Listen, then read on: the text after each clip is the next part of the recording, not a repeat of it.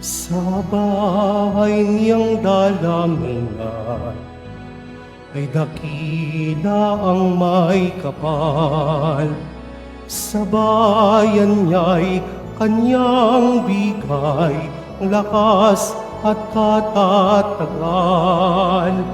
Diyos ay purit idangan. Tayo na't magpuri sa Diyos sa harap ng kanyang dambana. Purihin natin ang poong Jesucristo, ang ating tagapagligtas. Sa bahay niyang dalanginan ay dakila ang may kapal. Sa bayan niya'y kanyang bigay ang lakas at katatagan. Diyos ay purit idangan. Sa ngalan ng Ama at ng Anak at ng Espiritu Santo, Amen. sumainyo ang Panginoon. At sumaiyo rin. Mga kapatid, ngayon po ay isang dakilang araw para sa simbahan ng Quiapo, sapagkat ipinagdiriwang natin ngayon ang ika-37 anibersaryo ng pagtatalaga bilang isang Basilica Minor ni Jesus Nazareno. Ano po ba ang kahalagahan ng pagiging isang Basilica Minor? Ito po ay isang privilege na ibinibigay ng Santo Papa sa isang simbahan dahil sa kanyang historical, spiritual at cultural na kahalagahan. At ang titulong ito ay nagbibigay ng malapit na koneksyon sa Santo Papa. Ang Quiapo Church, dahil sa ganong titulo, ay mayroong direct link sa Holy See and must promote papal teachings. Ito rin ay sentro ng ating tinatawag na worship and pilgrimage. That is why our church is recognized as a very important place of devotion for Catholics. And this has liturgical privileges. The church is allowed to use papal symbols such as the papal keys and coat of arms in its banners and documents. The elevation of Quiapo Church as a minor basilica highlights the deep devotion of Filipinos to Jesus Nazarene, Jesus Nazareno. Mga kapatid, aminin natin ang ating mga kasalanan upang tayo maging marapat gumanap sa banal na pagdiriwang. Inaamin ko Sa makapangyarihang Diyos at sa inyo, mga kapatid, na lubha ako nagkasala sa isip, sa salita, sa gawa, at sa aking pagkukulang. Kaya isinasamo ko sa mahal na Birheng Maria, sa lahat ng mga anghel at mga banal, at sa inyo, mga kapatid, na ako'y panalangin sa Panginoong ating Diyos. kaawaan tayo ng makapangyarihang Diyos, patawarin tayo sa ating mga kasalanan, at patnubayan tayo sa buhay na walang hanggan. Amen. Panginoon, kaawaan mo kami. Panginoon, kaawaan mo kami. Kristo, kaawaan mo kami. Kristo, kaawaan mo kami. Panginoon, kaawaan mo kami. Panginoon, kaawaan mo kami.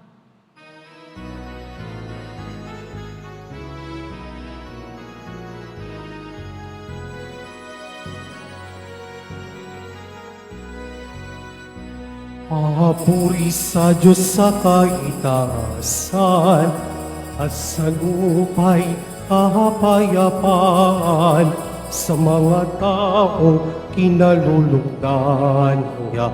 Pinupuri ka namin, dinarangal ka namin, sinasamba ka namin, pinagbubunyi ka namin, pinasasalamatan ka namin dahil sa dakila mong angking kapurihan. Panginoong Diyos, Hari ng langit, Diyos samang makapangyarihan sa lahat, Panginoong Hesu Kristo, bugtong na anak, Panginoong Diyos, Kordero ng Diyos, anak ng Ama, ikaw na nag-aalis ng mga kasalanan ng sanlibutan. Maawa ka sa amin, ikaw na nag-aalis ng mga kasalanan ng sanlibutan. Tanggapin mo ang aming kahilingan, na nalulukno sa kanan ng Ama. Maawa ka sa amin, sapagkat ikaw lamang ang banal, ikaw lamang ang Panginoon. Ikaw lamang, O Hesu Kristo, ang kataas-taasan, kasama ng Espiritu Santo, sa kadakilaan ng Diyos Ama.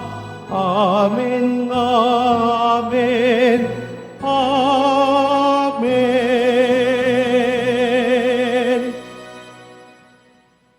Manalangin tayo.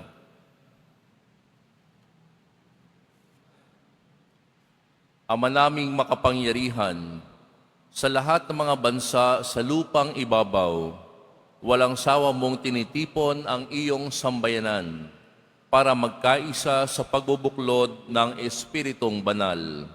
Ipagkaloob mong ang iyong simbahang may pananagutang ilaganap ang iyong aral, ay lubos na lumalaganap sa sanlibutan bilang pampaalsa para sa pagpapanibago sa sangkatauhan at sa paghuhubog ng iyong angkan.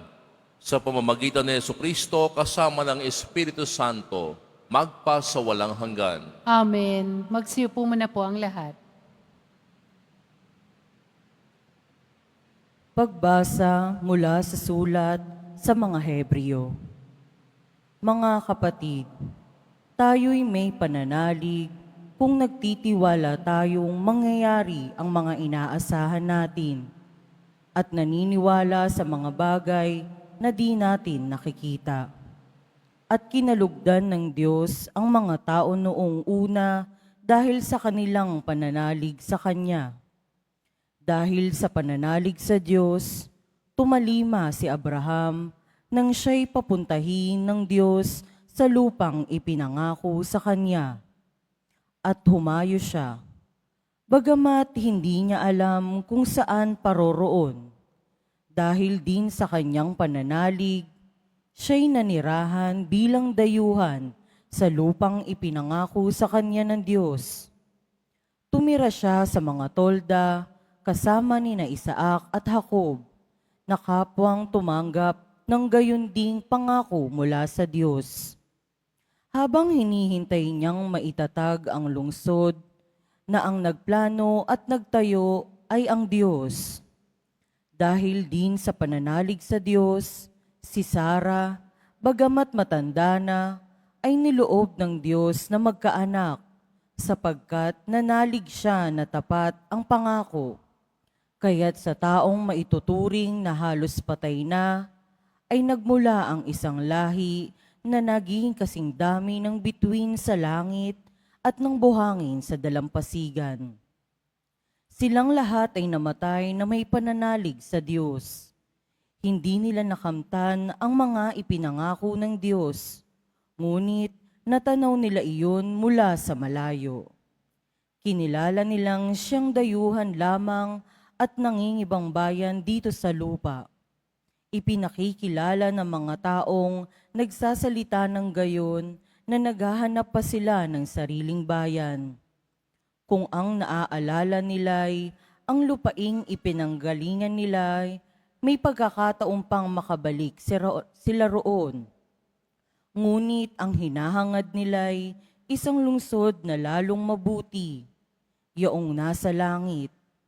Kaya't hindi ikinahiya ng Diyos na siya'y maging Diyos nila, sapagkat Ipinaghanda nila siya ng isang lungsod. At nang subukin ng Diyos si Abraham, pananalig din ang nagudyok sa kanya na ihandog si Isaac bilang hain sa Diyos.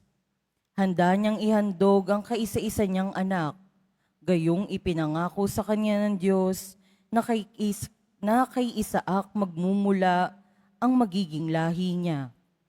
Naniniwala siyang muling mabubuhay ng Diyos si Isaac. At sa patanghaligang pangungusap, nabalik nga sa kanya si Isaac mula sa mga patay. Ang salita ng Diyos. Salamat sa Diyos. Poong Diyos ay purihin, nilingap niya ang Israel. Poong Diyos ay purihin, nilingap niya ang Israel. Nagpadala ang Diyos sa atin ng isang makapangyarihang tagapagligtas mula sa lipin ni David na kanyang lingkod. Ipinangako niya sa pamamagitan ng kanyang mga banal na propeta noong una. Poong Diyos ay purihin, nilingap niya ang Israel. Na ililigtas niya tayo sa ating mga kaaway at sa kamay ng lahat ng napupuot sa atin. Ipinangako rin niya sa nakahahabaga ng ating mga magulang at aalalahanin ang kanyang banal na tipan. Poong Diyos ay purihin, nilingap niya ang Israel. Iyan ang sumpang binitawan niya sa ating amang si Abraham, na iligtas tayo sa ating mga kaaway, upang walang takot na makasamba sa Kanya, at maging banal at matuwid sa Kanyang paningin habang tayo'y nabubuhay. Poong Diyos ay purihin, nilingap niya ang Israel. Magsitayo po ang lahat.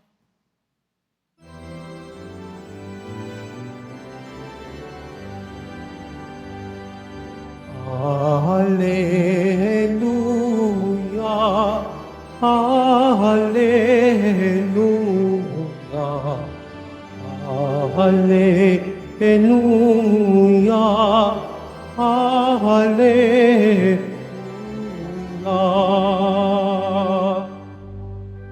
Kay laki ng pagmamahal ng Diyos sa sanlibutan, kaya't anak niya ibinigay. Hallelujah, Hallelujah, Hallelujah, Hallelujah.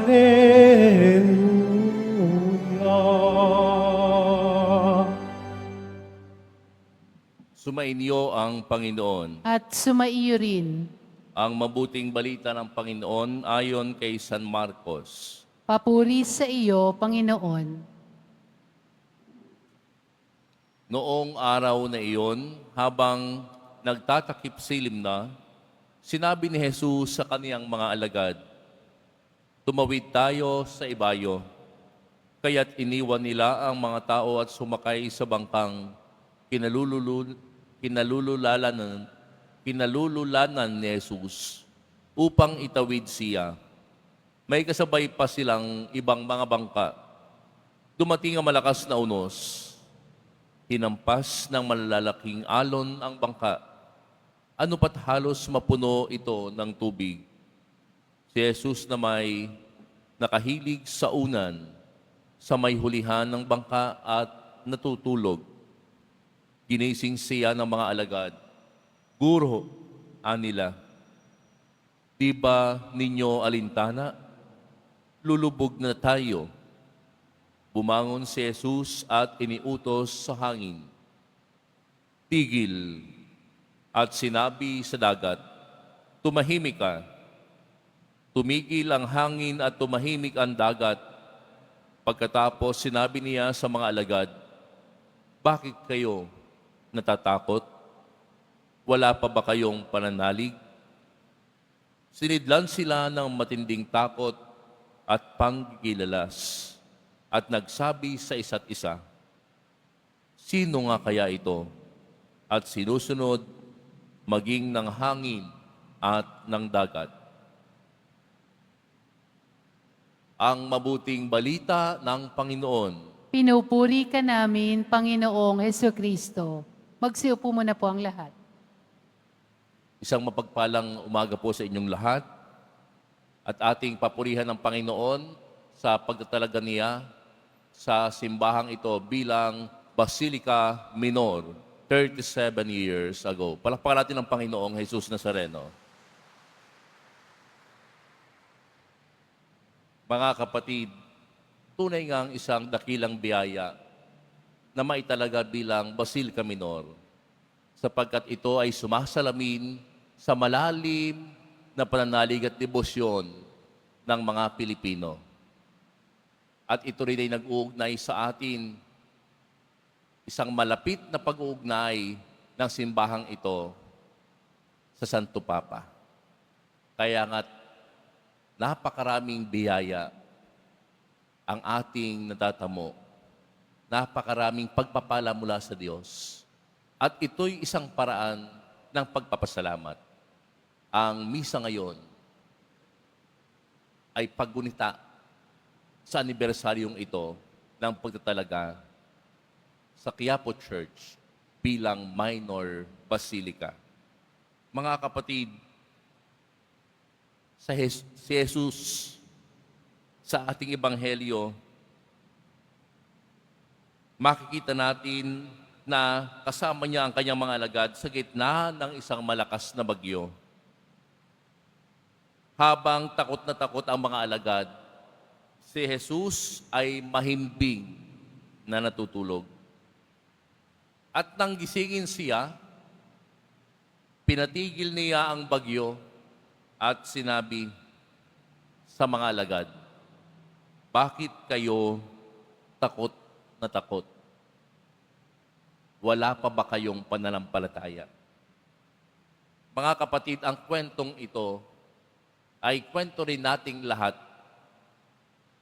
na sa gitna ng ating paglalakbay sa buhay na ito, marami tayong bagyong hinaharap sa buhay.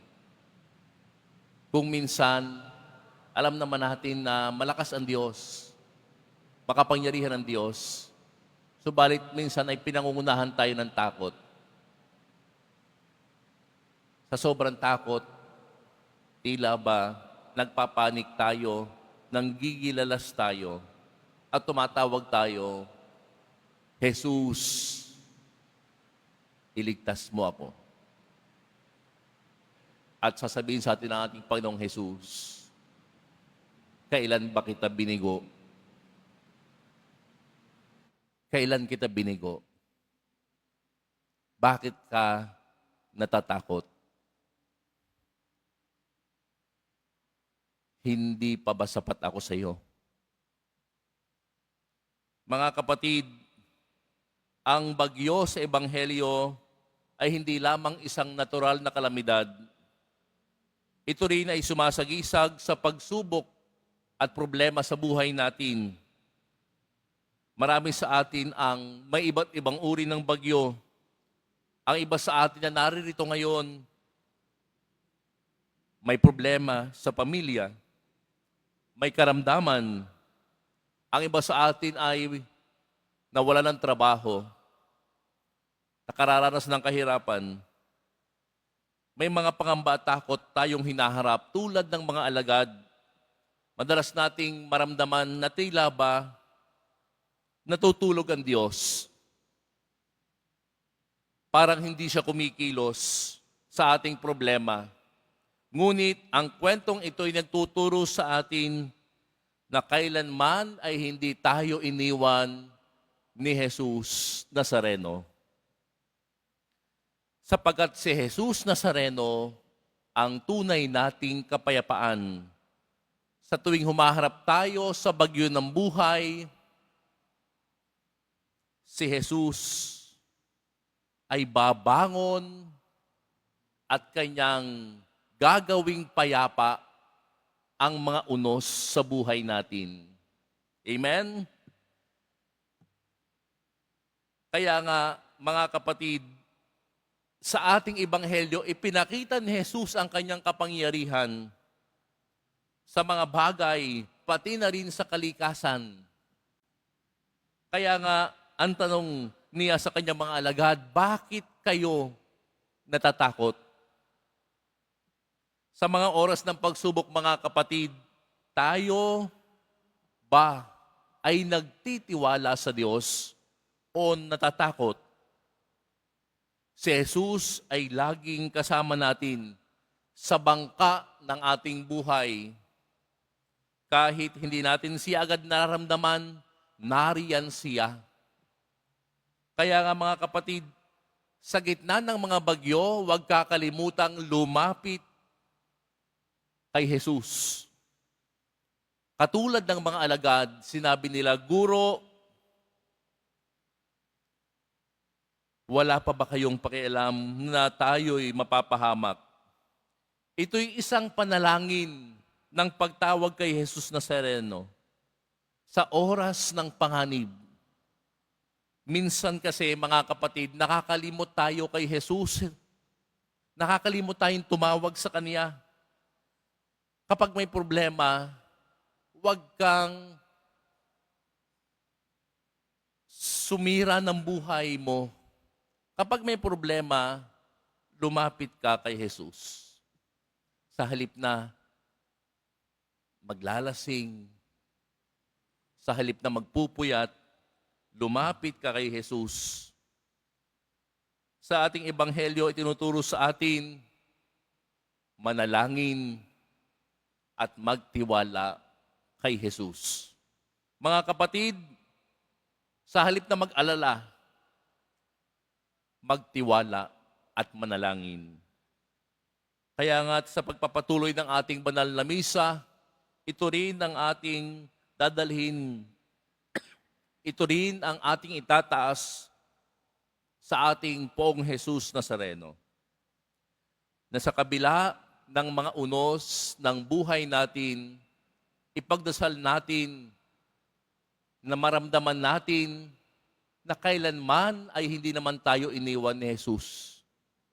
Ipagdasal natin na sa bangka ng ating buhay, harapin man natin ang malalakas na unos. Ipagdasal natin kumapit tayo at magtiwala sa ating Poong Jesus Nazareno.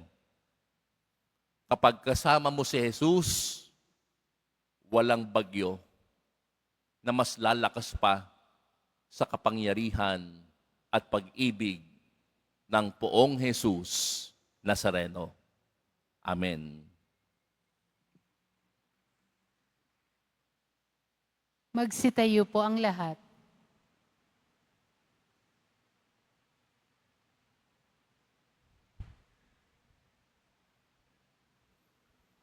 Minamahal kong mga kapatid, sinusunod maging ng hangin at alon ang anak ng Diyos. Mulat sa katotohanan ito, manalangin tayo ng may pagtitiwala para sa kapayapaan sa napakagulong daigdig. Ang ating itutugon, Panginoon, paupain mo ang mga unos sa aming buhay. Panginoon, paghupain mo ang mga unos sa aming buhay. Ang ating simbahan naway gabayan ng Panginoon, lalo na sa malalaking alon ng pagsubok na nagbabantang sumakop dito. Manalangin tayo. Panginoon, paghupain mo ang mga unos sa aming buhay. Ang mga pinuno ng mga nagkakagulong bansa naway walang hinawang maglingkod para sa kapayapaan at katarungan. Manalangin tayo. Panginoon, paghupain mo ang mga unos sa aming buhay. Ang mga mandaragat, namamalakaya, at lahat ng may kabuhayan sa karagatan, naway mapanatili sila sa kaligtasan sa pamamagitan ni Maria, ang tala ng karagatan. Manalangin tayo. Panginoon, paghupain mo ang mga unos sa aming buhay. Ang mga may kapansanan at yung mga may pabalik-balik na karamdaman, naway makatagpo ng kapayapaan sa mapagpagaling na kapangyarihan ni Kristo, manalangin tayo. Panginoon, paghupain mo ang mga unos sa aming buhay. Ang mga yumao, naway maranasan nila ang walang hanggang kapayapaan ni Kristo, manalangin tayo. Panginoon, paghupain mo ang mga unos sa aming buhay. Sa ilang sandali ng katahimikan, ating ipanalangin ang iba pang mga pangangailangan ng ating pamayanan, gayon din ang mga intensyon na iniaalay sa ating misa sa araw na ito, at isama rin natin ang ating mga pansariling kahilingan.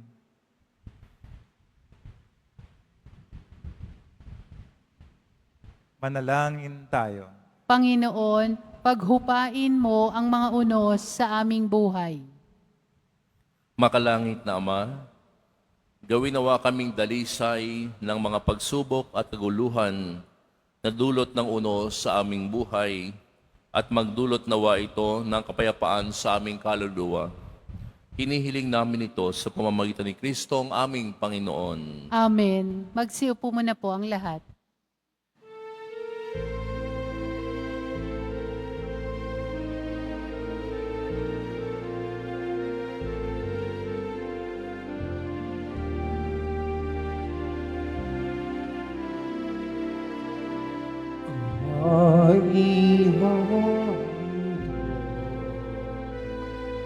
Sa'yo, Panginoon, ay tinapay at alak mula sa aming kamay. Sa iyong kabutihan, aming iaalay ang tinapay at alak sa gisag ng aming buhay.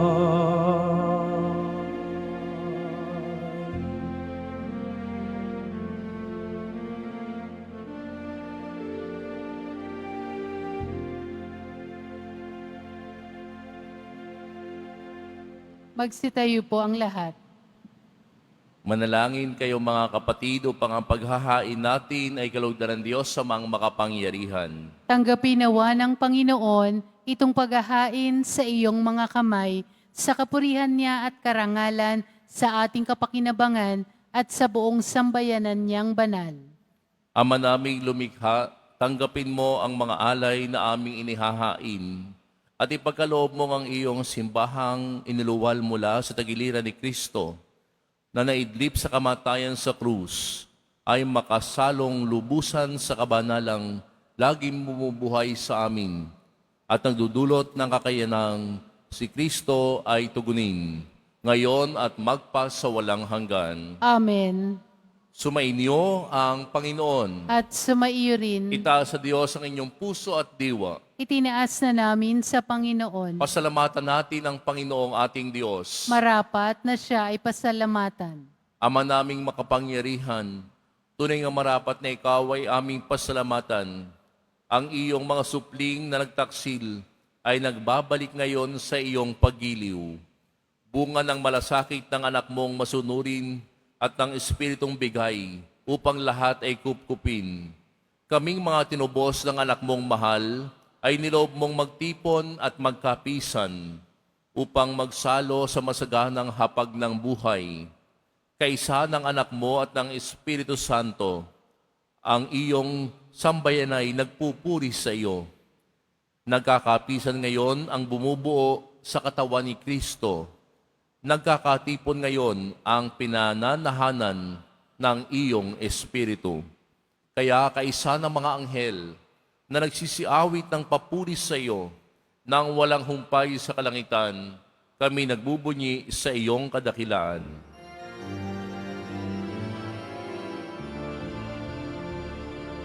Santo, Santo, Santo, Panginoong Diyos ng mga upo, napupuno ang langit at lupa ng kadakilaan mo. Hosana, Hosana, Hosana sa kaitaasan. Hosana, Hosana, Hosana sa kaitaasan. Pinagpala na parito sa ngalan ng Panginoon. Hosana, Hosana, Hosana sa kaitaasan. Hosana, Hosana, Hosana sa kaitaasan. Magsiluhod po ang lahat.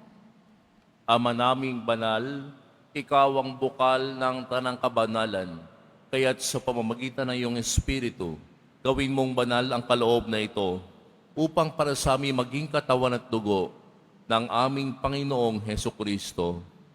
Bago niya pinagtiis ang kusang loob na maging handog, hinawakan niya ang tinapay, pinasalamatan kaniya, pinaghati-hati niya iyon, iniabot sa kanyang mga alagad at sinabi, "Tanggapin ninyong lahat ito at kanin.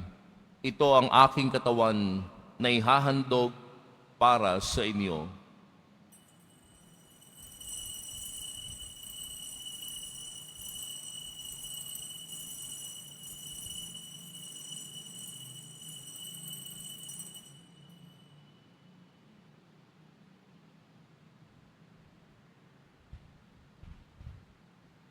Gayon din naman nung matapos ang hapunan, hinawakan niya ang kalis, muli kanyang pinasalamatan, iniabot niya ang kalis sa kanyang mga alagad at sinabi, "Tanggapin ninyong lahat ito at inumin. Ito ang kalis ng aking dugo, ng bago at walang hanggang tipan. Ang aking dugo na ibubuhos para sa inyo at para sa lahat, sa ikapagpapatawad ng mga kasalanan. Gawin ninyo ito sa pag-alala sa akin."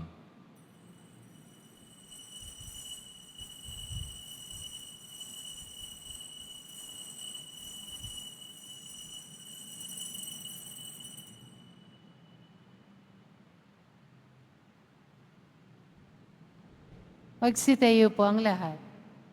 Ipagbunyi natin ang misteryo ng pananampalataya. Si Kristo'y namatay, si Kristo'y nabuhay, si Kristo'y babalik sa wakas ng panahon. Ama, ginagawa namin ngayon ang pag-alala sa pagkamatay at muling pagkabuhay ng iyong anak.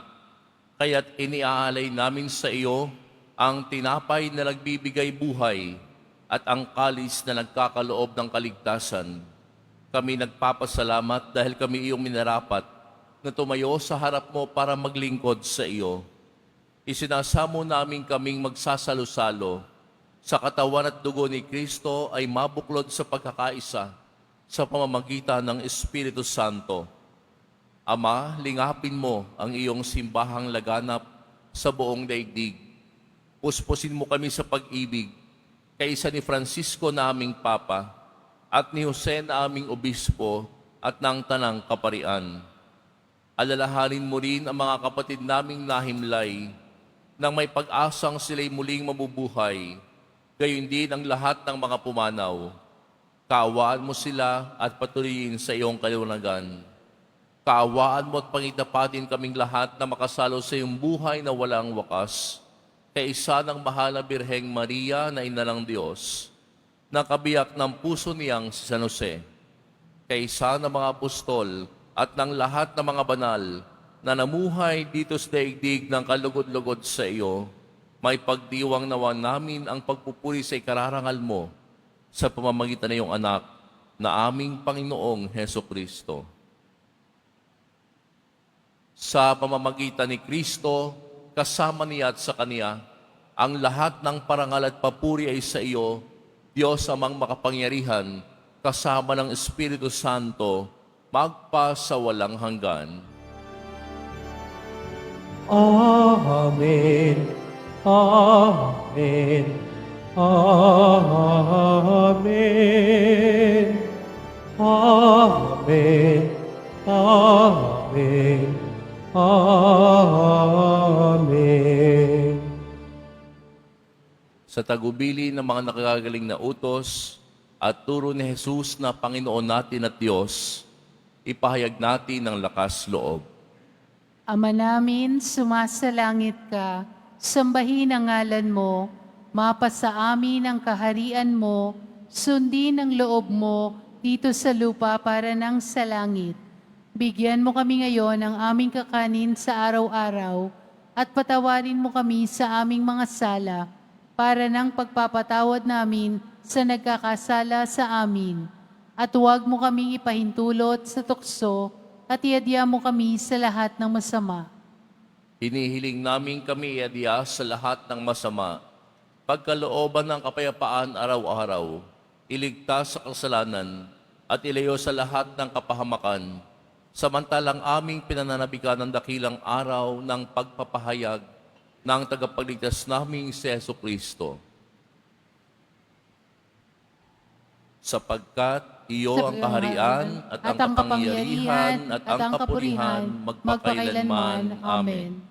Panginoong Jesucristo, sinabi mo sa iyong mga apostol, kapayapaan ang iniiwan ko sa inyo.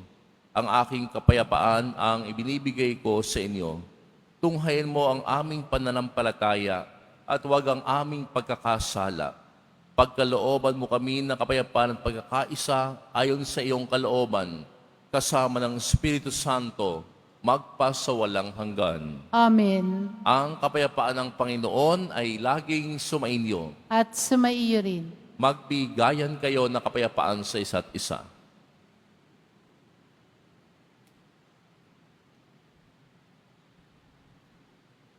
Kordero ng Diyos na nag-aalis ng mga kasalanan ng sanlibutan, maawa ka sa amin.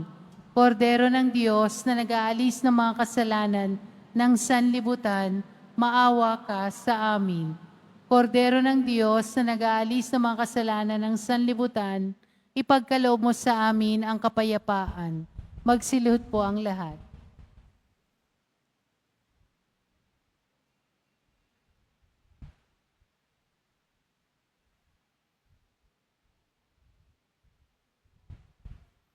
Ito ang kordero ng Diyos. Ito ang nag-aalis ng kasalanan ng sanlibutan. Mapalad ang mga inaanyahan sa kanyang piging. Panginoon, hindi ako karapat-dapat na magpatuloy sa iyo, ngunit sa isang salita mo lamang ay gagaling na ako.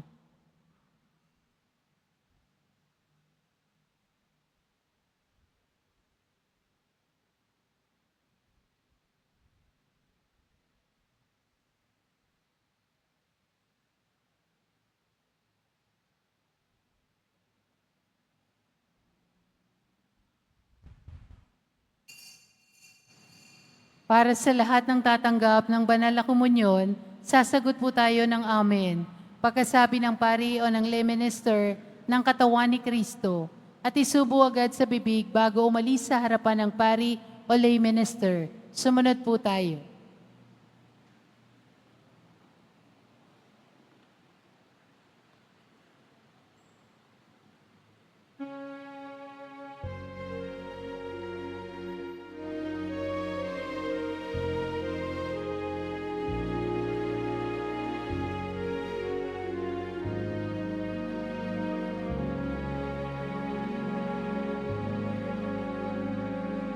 State et videre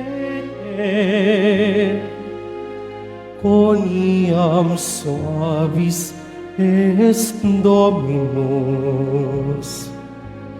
Beatus vir qui sperat in eo. Come to me, all you that labor and are burdened, and I will give you rest, and I will give you rest, says the Lord. State et videte, coniam suavis es Dominus, beatus vir qui sperat in eo. Glorify the Lord with me. Let us together extol His name.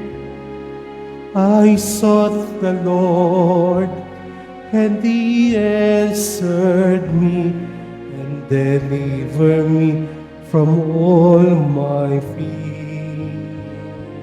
fears. State et videte, coniam suavis es Dominus, beatus vir qui sperat in eo.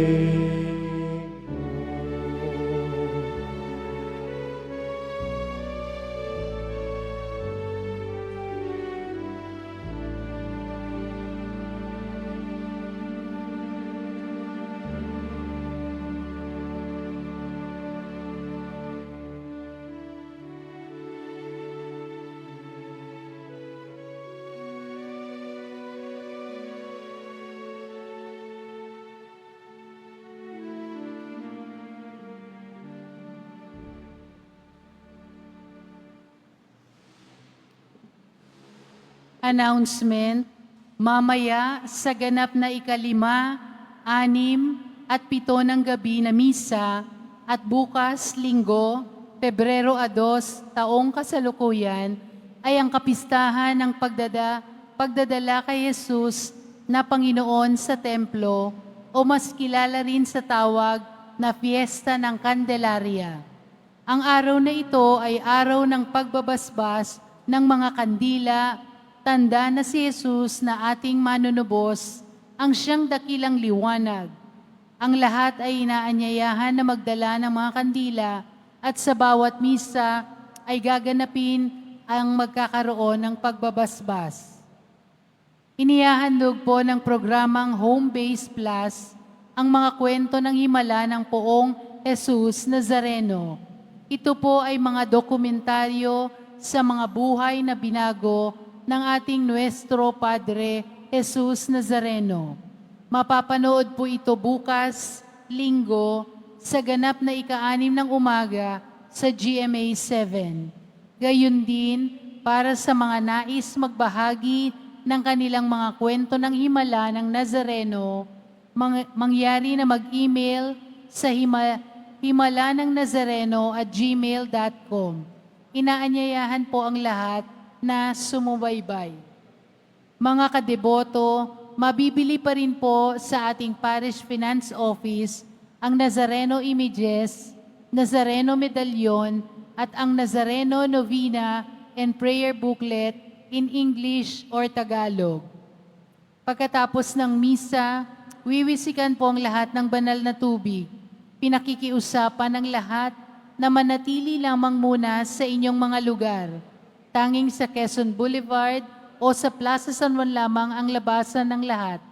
Sumunod po tayo. Maraming salamat po sa inyong pagdalaw at pagsisimba sa Basilica Menor at Pambansang Dambana ni Jesus Nazareno. Magsitayo po ang lahat.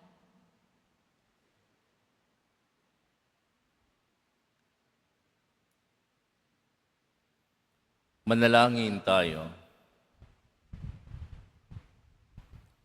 Ama naming mapagmahal, dumadalangin kaming mga nagsipakinabang upang pagibayuhin mo ang ginagampanan ng iyong simbahan sa lubos na paghahatid ng kaligtasang patuloy na idinudulot sa mga nasa karalitaang pawang iyong unang tinawag na magmana sa iyong kaharian. Sa pamamagitan ni Jesucristo kasama ng Espiritu Santo, magpa sa walang hanggan. Amen. Sumainyo ang Panginoon. At sumaiyo rin. Mahal na pong Jesus Nazareno, inihayag mo sa pamamagitan ng krus ang walang maliw na pag-ibig ng Diyos sa sangkatauhan. Pakinggan mo ang kahilingan lalo na para sa mga nangangailangan ng iyong tulong at awa. Makamtan nawa namin ang iyong kasagutan na may utang na loob na tinatanaw. Basbasan din po ninyo itong mga imahen at dasalan upang lalo kaming manalangin at magtiwala sa pamamagitan ng iyong bendisyon, naway lalo kaming maging mapaglingkod, masunurin at tapat sa iyo na aming maluwalhating Panginoon, magpa sa walang hanggan. Amen. Pagpalain kayo ng makapangyarihang Diyos, Ama at Anak at Espiritu Santo. Amen. Humayo kayong taglay ang pag-ibig at kapayapaan ng Poong Jesus Nazareno. Salamat sa Diyos.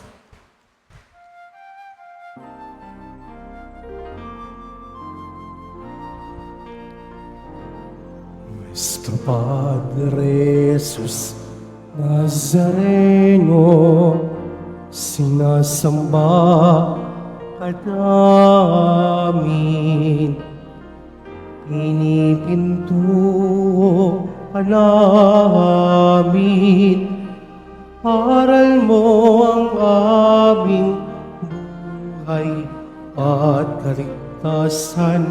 Nuestro Padre Jesus Nazareno, iligtas mo kami sa kasalanan.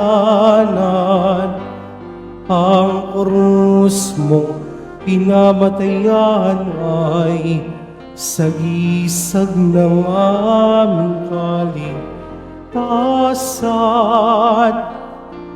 Nuestro Padre Jesus Nazareno, dinarangal ka namin. Nuestro Padre Jesus Nazareno, ninulwalhati ka namin. Nuestro Padre Jesus Nazareno, dinarangal ka namin. Nuestro Padre Jesus Nazareno, inulwalhati ka namin.